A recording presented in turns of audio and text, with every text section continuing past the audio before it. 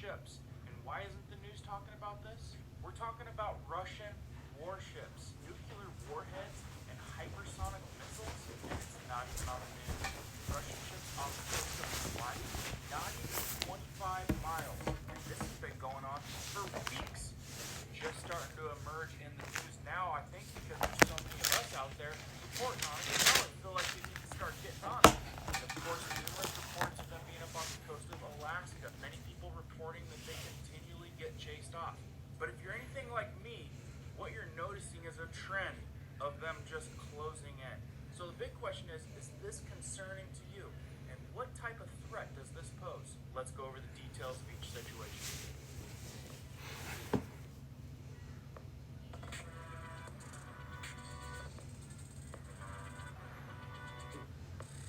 If you guys are brand new here to our awesome community, welcome. If you like emergency preparedness, how-to, prepping tips, and news that might have YouTuber preppers out there that are reporting, and the new one creating all the buzz is the one off the East Coast, supposedly a Russian hypersonic nuclear tipped missile ship with nuclear warheads and hypersonic missiles. And this one is expected to only be around 100 miles off the coast. So is it just me, or does it look like we're slowly getting surrounded? And more so, what's the probability of an attack? And if they did happen to get crazy and pull a trigger, what are the effects? Let's go over it. Okay, so let's start with Alaska, talk about that for a minute, then we'll go to Hawaii, and then we're going to go to the East Coast, which is the most concerning one of them all.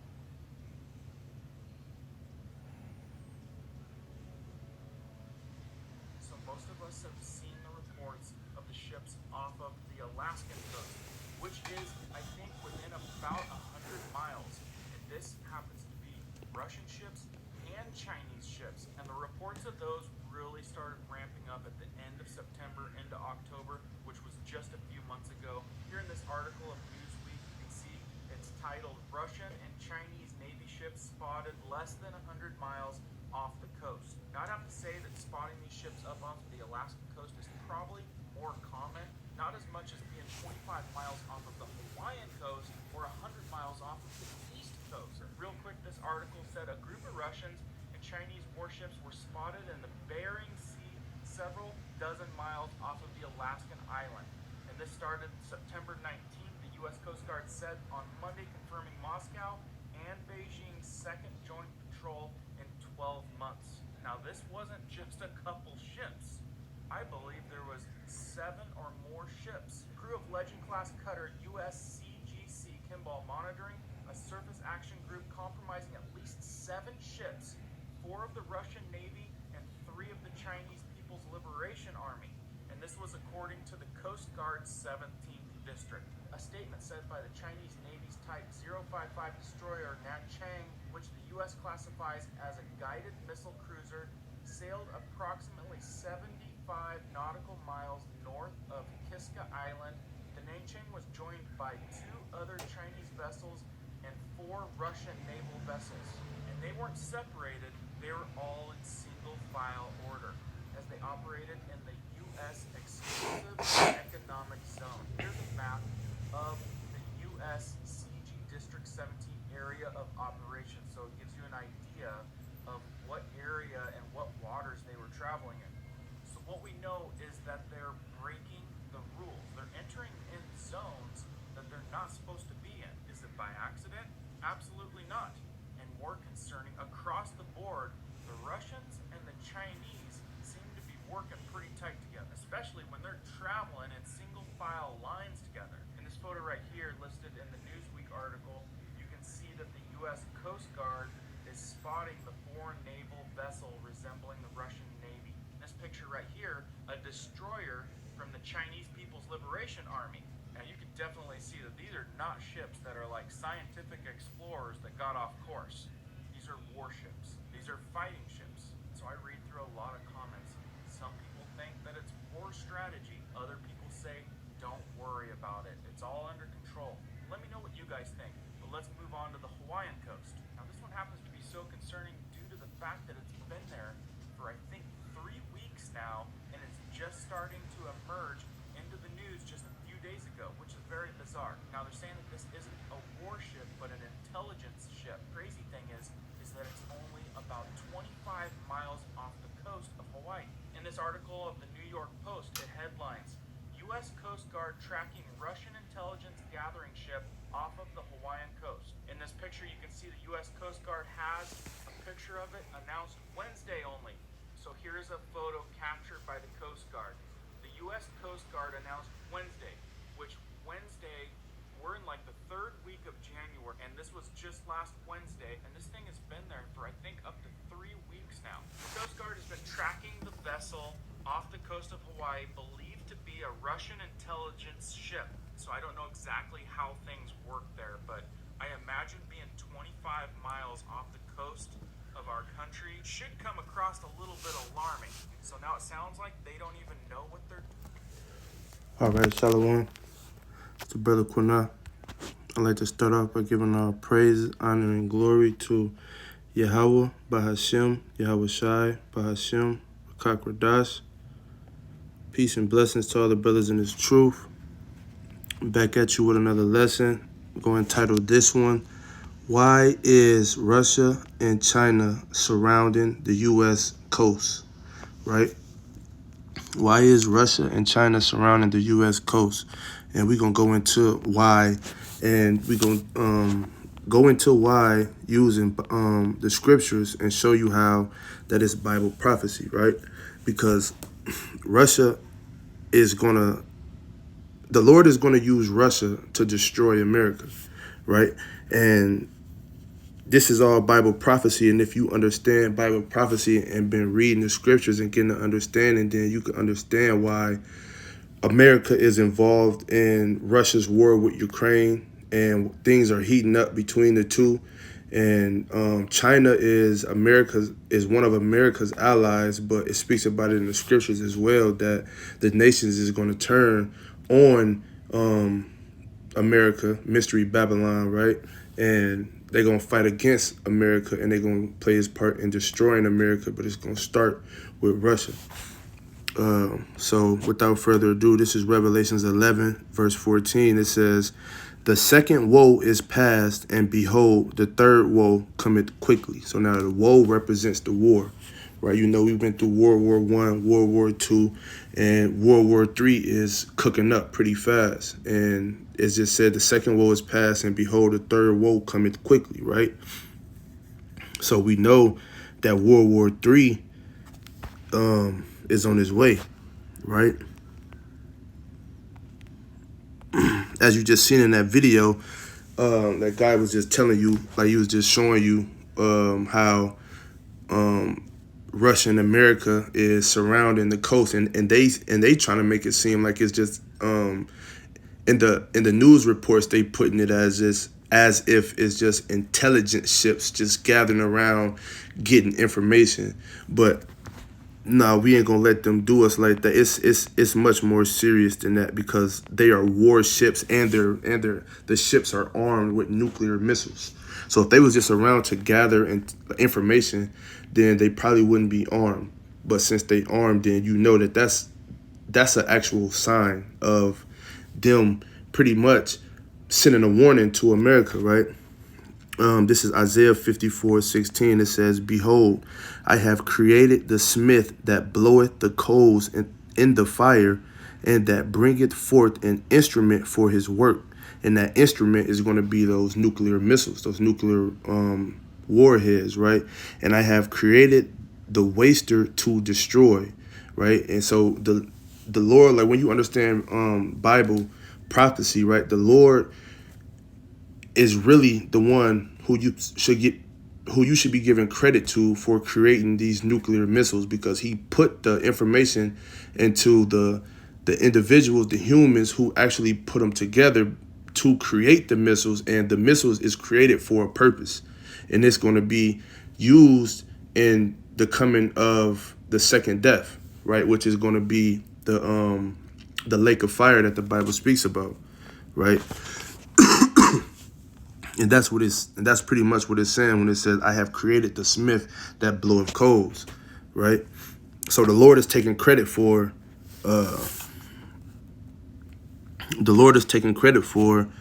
the missiles being created, right? So now from there, we're going to go to Ecclesiastes 3.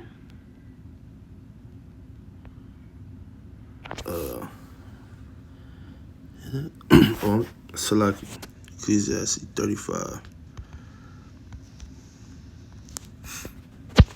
It's what the fuck?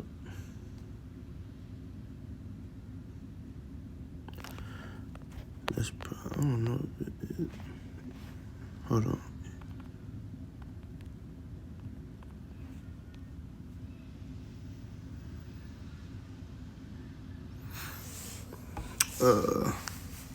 Salaki. I'm trying to see what. Maybe it's Ecclesiasticus. Hold on.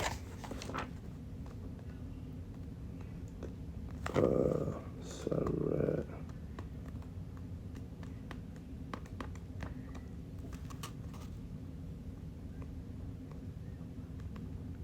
Yeah, Salaki. It's Ecclesiasticus.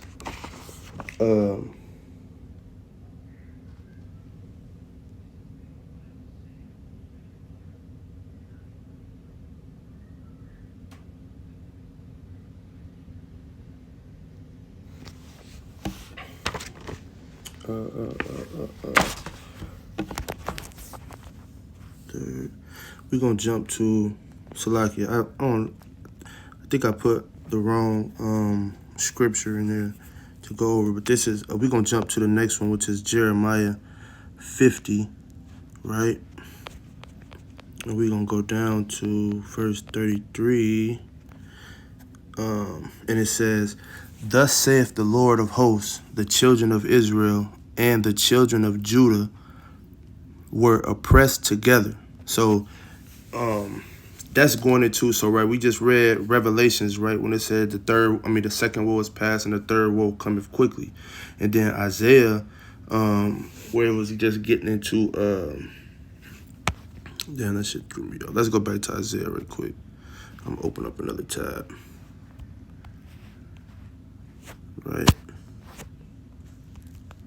Oh no, Isaiah, when it was just speaking about this, the Lord created a smith, right? He created a smith, and the purpose of creating that smith is because he created the missiles to be used in the destruction of Mystery Babylon prior to his return, right? So now Jeremiah 50, starting at verse 33, is going to go into for what reason? Why is the Lord coming back to destroy America, right? For one, because it's wicked. If America wasn't wicked, then why would the Lord need to destroy it? Why would he be coming back, right? If this place was in righteousness, there wouldn't be no reason for the Lord to be coming back, because there wouldn't be no purpose for him coming back, right? So this is Jeremiah 50, verse 33. It says, "Thus saith the Lord of hosts, the children of Israel and the children of Judah were oppressed together, and all that took them captives held them fast. They refused to let them go." So, back in the slavery days, right, that captivity lasted for about 500 plus years, right? People, and it's still going on today. The injustice of the so-called Negroes, Latinos is still going on today. You still seeing us being murdered on live TV, and the cops involved not being convicted. And if they is convicted, they downplay the charge, give them 5-10 years, right? When it's a clear unrighteous murder, right? So verse 54, it say, "Their Redeemer is strong," talking about Yahweh Shai, right? That's going to be the Redeemer. Until he returns, we're going to continue to go through what we go through. "Their Redeemer is strong. The Lord of hosts is his name. He shall thoroughly plead their case," meaning he's going to judge this. He's going to execute judgment righteously and to its full effect, for what has been done to us, right?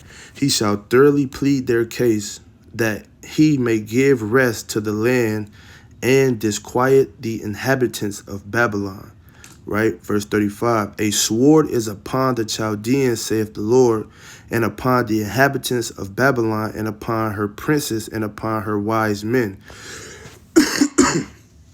Excuse me. A sword is upon the liars, and they shall dot. A sword is upon her mighty men, and they shall be dismayed. A sword is upon their horses, and upon their chariots, and upon all the mingled people that are in the midst of her, and they shall become as women.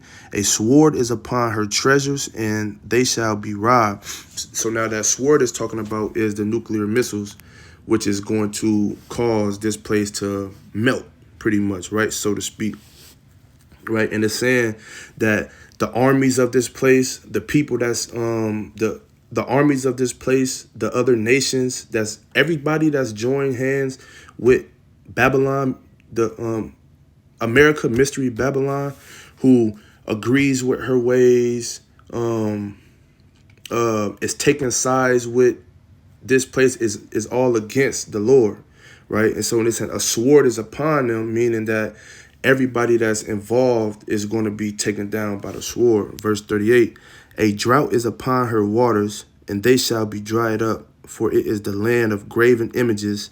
You know, all of these different gods, all of these, and they are mad upon their idols. So these different gods, the images goes back into the cross, and all other types of images and stuff, right? And idols, Jesus, Santa Claus, you know, just to name a few. All of that's going to be destroyed, right? Verse 39, therefore the wild beast of the desert with the wild beasts of the islands shall dwell there, and the owls shall dwell therein, and it shall be no more inhabited forever, neither shall it dwell in from generation to generation. So after the Lord is done with this place, after he sent these missiles over here to destroy this place, America will never be inhabited by human life ever again, forever and ever and ever, right? And what it's saying is that instead of it being inhabited by humans, it's going to be inhabited by beasts, you know, all different types of wild beasts. That's what's going to be over here. And why is that? It's because of what they've done to the Lord's people, which is the Israelites, and that's the judgment. Verse 40, I'm going to read this one, and then I'm going to stop here. As God overthrew Sodom and Gomorrah and the neighbor cities thereof, saith the Lord, so shall no man abide there, neither shall any son of man dwell therein. So that's just going back into what I just said. No human life is going to ever dwell in America, in this country, ever again. It's going to be inhabited by wild beasts, right? And how he's going to do it is through World War III, right? But even though he's using other nations to destroy America, he's still not, that don't mean that he's in agreement with the other nations, because these other nations and these other countries, they still play their part in the oppression of the Israelites, right? So, but the Lord is just using them as vessels to execute his mission out, right? So this is Ezekiel 38. I'm gonna start at verse 1, right? It says, and the word of the Lord came unto me, saying, Son of man, set thy face against Gog, the land of Magog, the chief prince of Meshach and Tubal, and prophesy against him. So when you go into that word Meshach, Meshach is the capital of Russia, which is, if I'm not mistaken, Moscow, right? And so it says, set thy face against Gog and Magog, the chief prince of Meshach. Right now, the chief prince of Meshach would be Vladimir Putin, right? Verse 3, it says, and say, thus saith the Lord God, behold, I am against thee, O Gog, the chief prince of Meshach and Tubal. So the Lord, even though he's going to use Russia to execute out his mission, he still is against them, right? Because they ain't nothing but Edomites over there anyway, right? They just Russian, they just call themselves Russians. You know what I'm saying? Same with Ukraine. They ain't nothing but Edomites, so-called white people, right? And the reason why he is against them it's going to go into it, verse 4. And I will turn thee back and put hooks into thy jaws, and I will bring thee forth, and I will bring thee forth, and all thine army, horses and horsemen, all of them clothed with all sorts of armor, even a great company with bucklers and shields, all of them handling swords. Right? So it's just saying that um, all of your armies, your tanks, all of that they're going to be using to fight the Lord is going to bring all of that forth, right? And when it's talking about putting hooks into thy jaws, it's just saying that if he don't step in and cause the war to happen, it'll drag on forever. So he got to put the hooks in thy jaws, so to speak, to what's that word I want to use? Instigate for the war to happen. So he's going to speed it up for it to happen.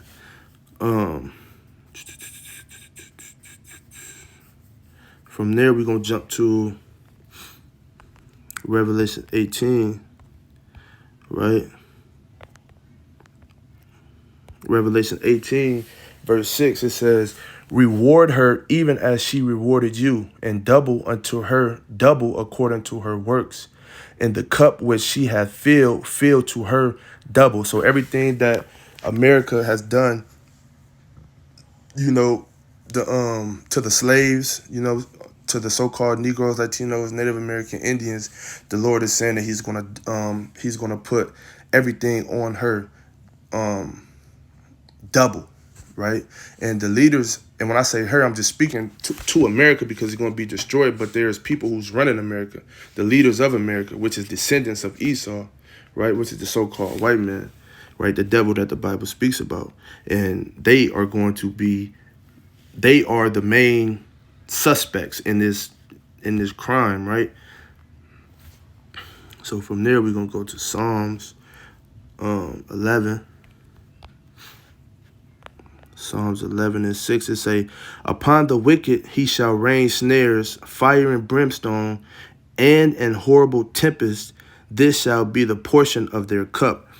For the righteous Lord loveth righteousness, his countenance doth behold the upright.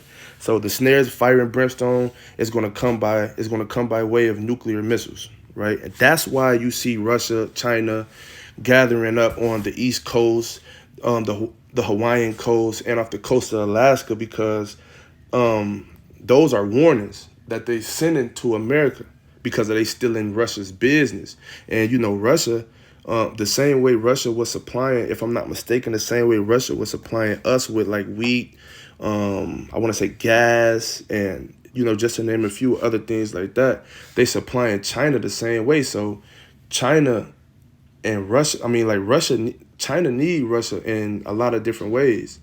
You know what I mean? So when it's all said and done, now you can kind of get a better understanding of why China is going to side with Russia, because they make a lot of their money off them,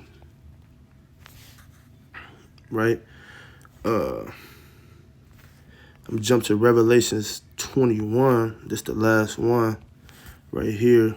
Revelation 21 and 8. It say, but the fearful and unbelieving and the abominable and murderers and whoremongers and sorcerers and idolaters and all liars shall have their part in the lake which burneth with fire and brimstone, which is the second death. So along with America, everybody who's not following the law, statutes, and commandments, going against the words of the Lord, following after their own belly, and after their own lust, doing whatever they want, based off how they feel and not according to what the Lord said do, they're going to be judged for that, right? And that's what that's going into. So hopefully this is an edifying video. Till the next time I say shalom.